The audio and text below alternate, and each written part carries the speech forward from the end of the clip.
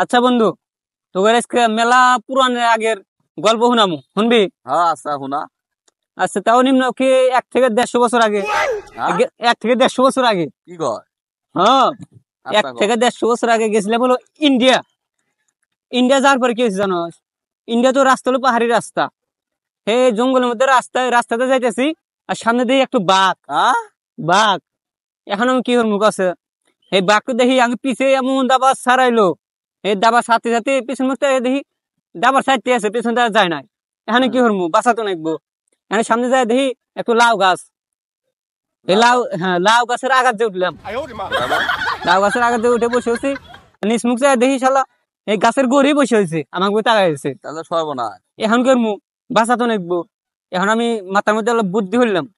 বুদ্ধি হয়ে ভাবলাম যে বাঘের মুখ গুলো চল প্রস্রাব করে দিই, তাহলে প্রস্রাবের গন্ধ মনে হয় থুয়ে যাবো গা। হ্যাঁ ও মা, এখন কি হলো? বাঘের মুখ করে প্রস্রাব করে দিছি, আর যে প্রস্রাব বয়ে উপর মুখ উঠতেছে। হ্যাঁ হ্যাঁ, পরে তারপরে কি হলাম? তারপরে প্রস্রাব করে বন্ধ করে দিলাম।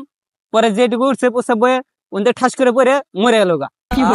হ্যাঁ, তখন আমি ঠিক গেলাম।